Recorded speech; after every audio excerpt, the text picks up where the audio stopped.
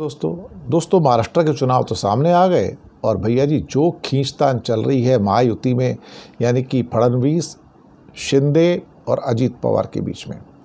BJP चाहती कि वो 150 सीटों पर चुनाव लड़े। अजीत पवार ने डिमांड कर दी है 80 से 100 सीटों की। तो भैया जी अगर 150 उसके हैं और अजीत पवार के 80 से 100 सीटें हैं तो शिंदे गुट को क्या मिलेंगी? 40 सीटें। अब सवाल ये पैदा होता है कि ये तीनों के तीनों अब परेशान हैं। दरअसल बीजेपी परेशान है अजीत पवार से, भैया इसको बीच में क्यों ले आए? ना बीच में लाते तो हम दोनों मिलके, हम और शिंदे बैठ के बंटवारा कर लेते। लेकिन अब उसको बीच में ले आए क्योंकि शरद पवार को तोड़ना था। लेकिन शरद पवार को तोड़ के कुल्हाड़ी के ऊपर पैर मार लिया। अब कुल्हाड़ी पे पैर मार लिया तो अब भैया जी क्या किया जाए?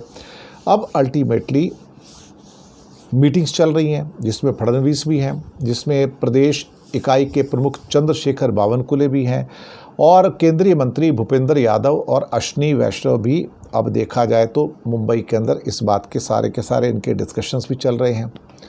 अब कौन कितनी सीटों पे चुनाव लड़ने वाला है? 288 सीटें हैं भाई साहब।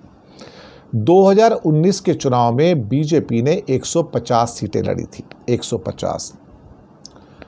अब कहते हैं कि हम नहीं, सॉरी 152 सीटें लड़ी थी, तो अब कहते हैं हमें तो 150 पे लड़ना ही है। अब एकनाथ शिंदे क्या कहते हैं? एकनाथ शिंदे कहते हैं कि लोकसभा के रिजल्ट देख लो तो भाई जी हमको तो 125 सीटें चाहिए। अगर 150 सीटें बीजेपी लड़ेगी, 125 सीटें अगर शिंदे लड़ेंगे तो हो गई 275। अब उसके बाद बचती हैं 13 सीटें। तो अजीत पवार क्या 13 सीटों पर लड़ेगी?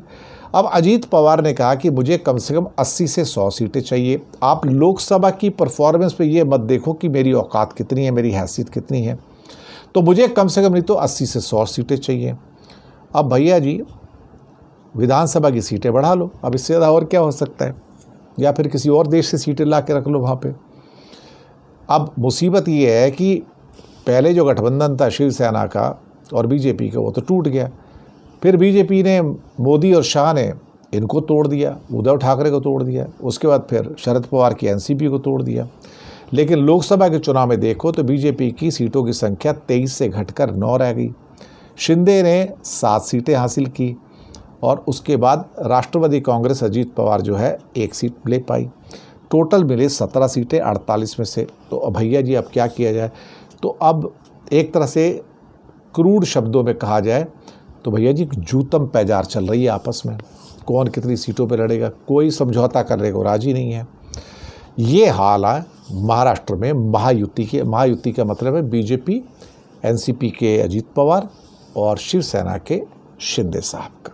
शुक्रिया आपका।